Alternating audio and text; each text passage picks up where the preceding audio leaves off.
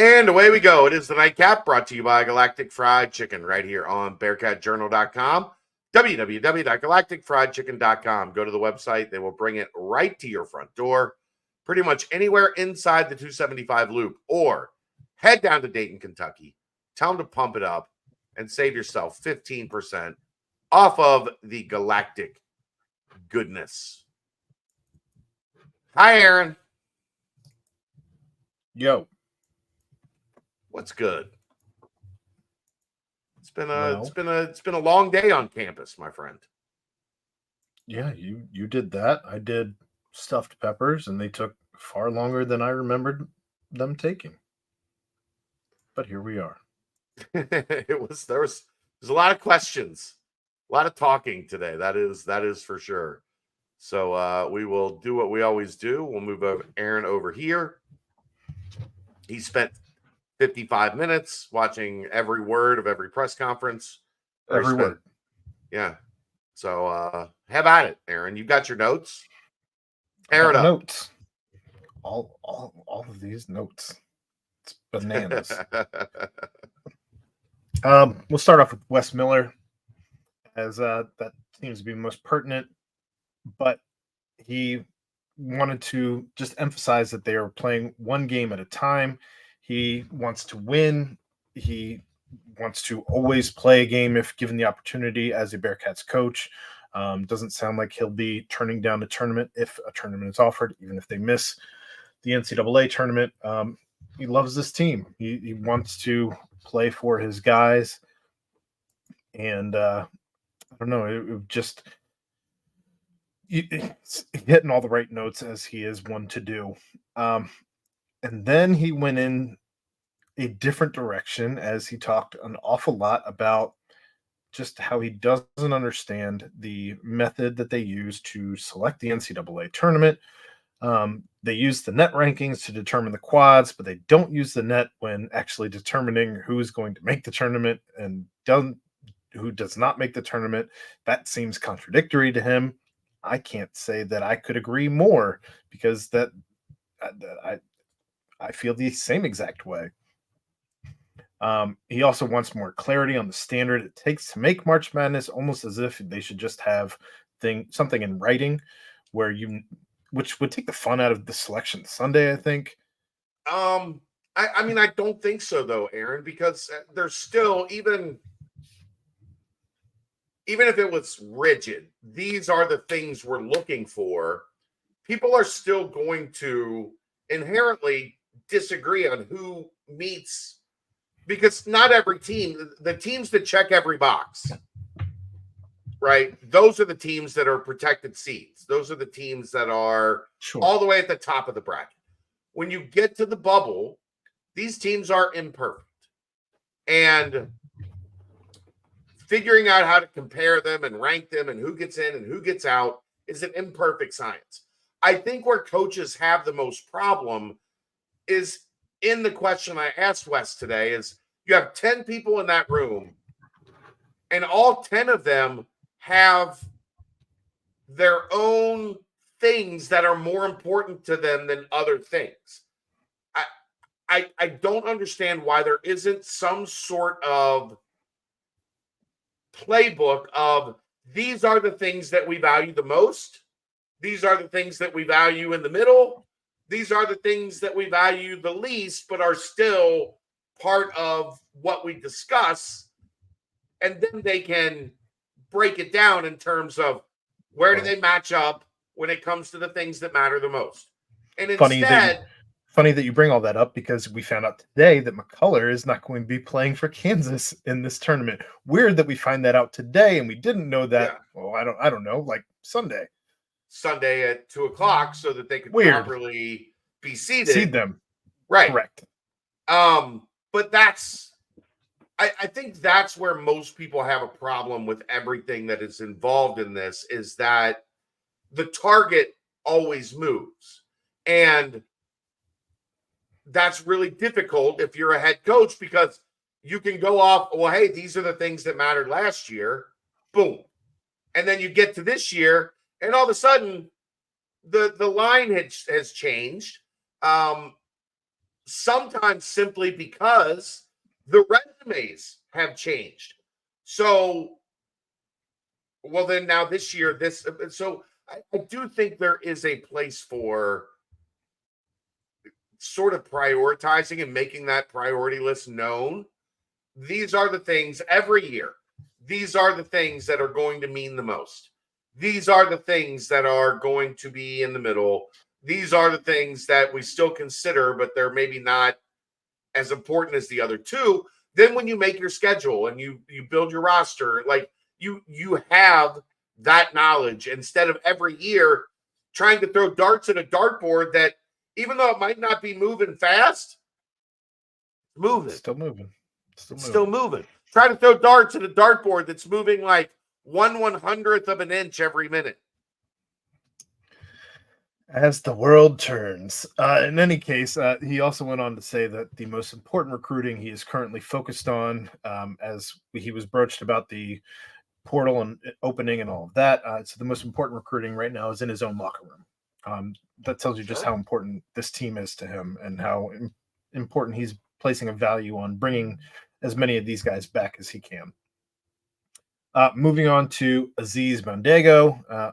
Is this his first presser by himself? I don't recall him having a.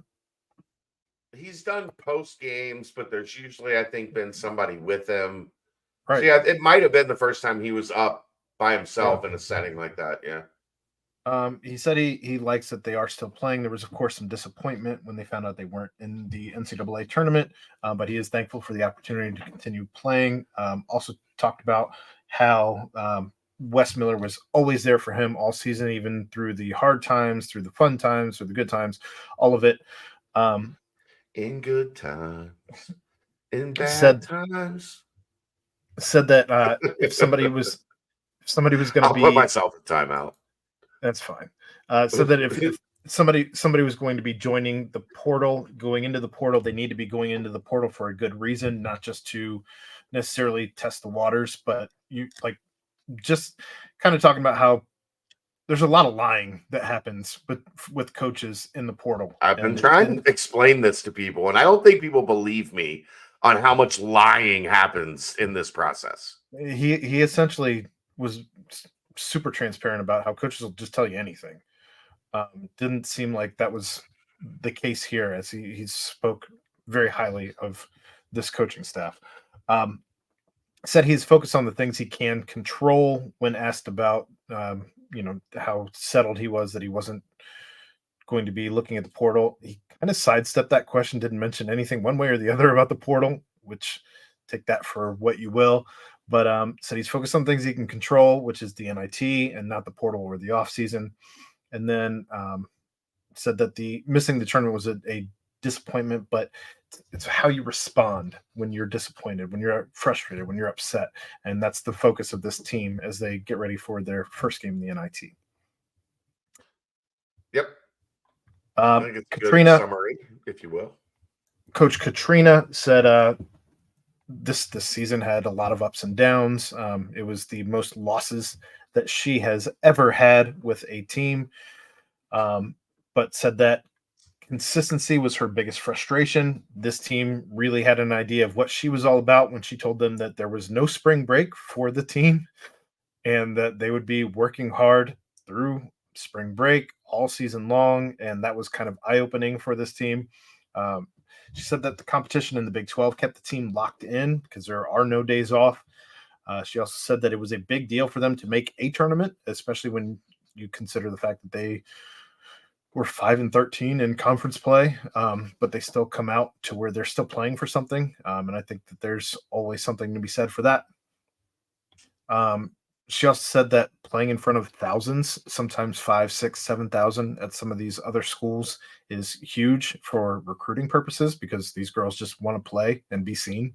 That's a giant thing for any of these girls because oftentimes these girls aren't being watched. And in this league in particular, there's a lot of support and a lot of fans. Yeah. Of course, it really is the best thing about this league. Across the league, fan bases care about everything. Everything, yeah. Like, there's not just like we support football or we support basketball.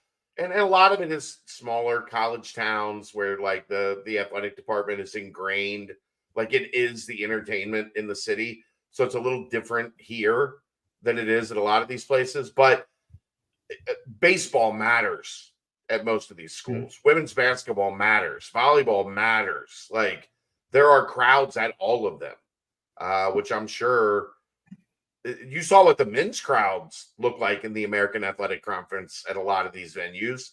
Imagine what the women's crowds look like. Yeah. So obviously a big thing there, but again, she lost more this season than she has ever lost. But the thing for her was when she would go enter the locker room, the girls were still positive. She said Engaged. smiling. She said smiling. I think that was the word that she used, but I kind of read between the lines on that one. It wasn't that they were happy that they were losing. That wasn't it. It was that they were happy as a team. They were gelling. Right. There was no fragmenting The in locker the room was team. connected. There wasn't Yeah. after a game, everybody shooting each other, daggers across the room And because somebody turned it over or somebody missed a shot or whatever. right. Moving on to Coach Scott Satterfield.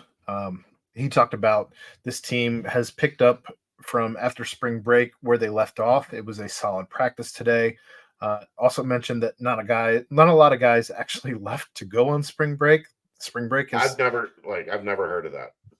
spring break has apparently changed with this team. They are locked in. They either came back during spring break and continued to work out here with the staff, or they went elsewhere and trained, whether it be home or wherever they were going for spring break. They were going with the specific purpose of training throughout spring break with somebody Yeah. else. So and making sure that they were still working on their What do craft. you think Royer would tell us they did on spring break? Well, I'm sure Royer is still doing what he did on spring break. Does Ryan Royer still take spring break? I thought he brought that up last night. I think he was talking about it. At Is least that where he maybe was this past week with spring? He was on spring break. maybe it was just the St. Patty's Day. I mean, look, if you're still young enough to pull it off, and he missed some because of COVID and all of that, Yeah, I'm not live your faulting life. him. I'm just saying that is not a common thing for a team to just like stick around on spring break. Just make sure you're also asking for IDs. Um, coach said defense brought pressures today. I think he mentioned zero pressures. Like zero blitz Yeah. where you outnumber the line of scrimmage. Yeah. He said that the receiving core is way ahead of where they were last year at this time, and I think we all love hearing that. He said that there's a different feel this year. There is a pissed off mentality, and I think that might be the most naughty word that Coach Scott Satterfield will ever use in a presser. Pissed, but then also mentioned he was asked about the tight end room, specifically Joey Belgian. He said he had a good day, and it sounded like that whole room is elevating, especially with the addition of like a Royer, a Joe Royer. Not Ryan. We got to be careful with that. Correct. And then he was asked about New Heights, and he's excited about getting the Kelseys on campus. He's more excited, I think, probably less so about the podcast and what have you, but more so just about the knowledge that the Kelseys are going to be able to impart on his team. I think he'll have a different feel for New Heights once he finds out how much exposure it gave to the program and to Nippert and to campus. But he's thinking like a coach. You can't fault him for that. Right. Then Brendan Sorsby. First thing I noticed is he's a headband guy. I dig it. I'm here for that. He did mention it was a tough day because of the wind. You couldn't help but notice the wind was in full force as he was being interviewed. It was windy. Flat out. It was windy today. Faux show. He said that just a tough day that good to get those out of the way, especially early on, so that you know how to work through those and to move on and just kind of have a good day the next time. said that the QB room has grown close. He's grown close with them and the team in general so far. He feels like he's really gelling with them and that he's come a long way. He said he got to run a little today, got to stretch those legs out.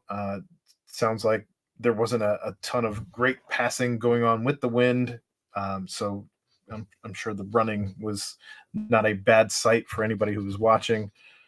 And he said he was all the way good with the fact that there is no contact right now, but ask him later about that. But right now he's happy not being hit. He had a couple of nice runs.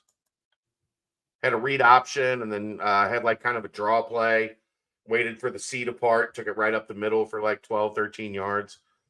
Tough kid. He'll stick his nose in there. I mean, I liked what I saw in the limited.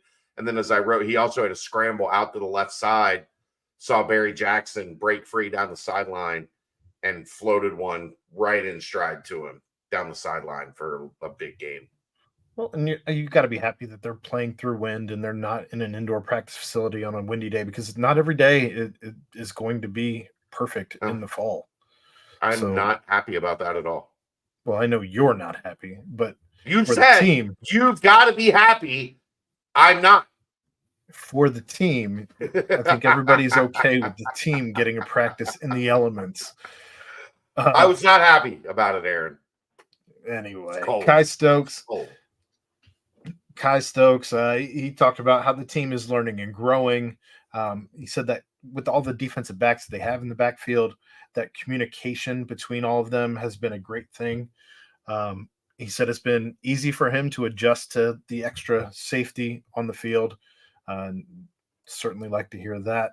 He said the biggest thing for him to grasp was how the star worked, but refused to get into the details on how the star works. He's not trying to give away any secrets. They're not giving away anything on that. We've poked and prodded, and we've tried like 3 different people now to give us more information on what the star is about.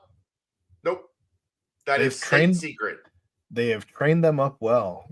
I like it. We tried with Tyson Vite, and he was like, I'll tell you a little bit, but if I tell you anything else, I'm probably going to have to kill you. But Tyson Vite, he did talk about Coach Vite and how he's been great to work with and learn from, and said that this defense is feeding off of Vite's passion and energy. And I got to be honest, I did not expect to hear that he is a passionate and energetic guy. I probably should have gathered that with all the coffee and all of that, but just he was just dragging mats around today at practice. Well, and I'm like, I'm going back to the conversations that we've had with him being on the show, with even the interviews that you've had with him after a practice, and he doesn't seem like a guy who's coming down off of like an energy high. He just seems like a dude, like just relaxed, constantly working, and he's intense. He's not like Carey. He's not like loud and boisterous, but he's definitely intense. I have been impressed. Like I said, he was dragging mats around today, and I'm like, Coach, those guys are here to drag the mats. And one of them was carrying something over, and he walked over and grabbed it from him. Like, I got it. Well, like, and you're not at D3 anymore, man. Slow down. If you want some more insight on Coach Vite, go back and listen to the things that Nico had to say about him, because I think that gave us probably the best insight that we've had thus far to who Coach Vite is this far into his Cincinnati career. Yeah, for sure.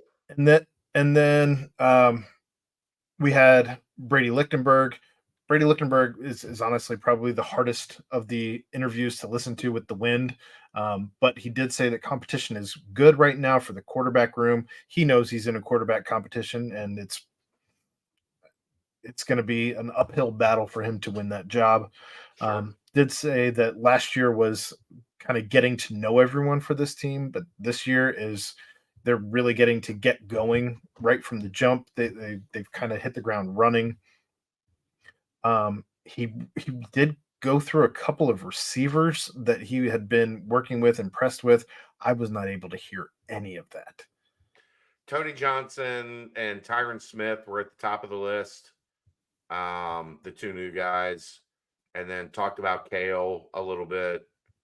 Kale Woodburn, the freshman. That was the majority of it. Okay. He did mention that the new defense and the secondary has made everything more difficult. And look, as you're installing a new defense, especially this early on, for the defense to be ahead of where the offense was, I don't hate that.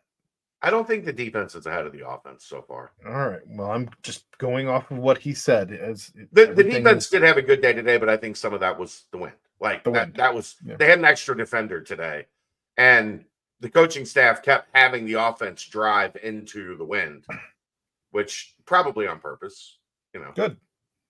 Yeah. Good. So I would kind of have a draw today, just because it's hard to factor in, like, if 3 or 4 of those balls that get caught in the wind are complete passes over the top of the defense, we're having a different conversation.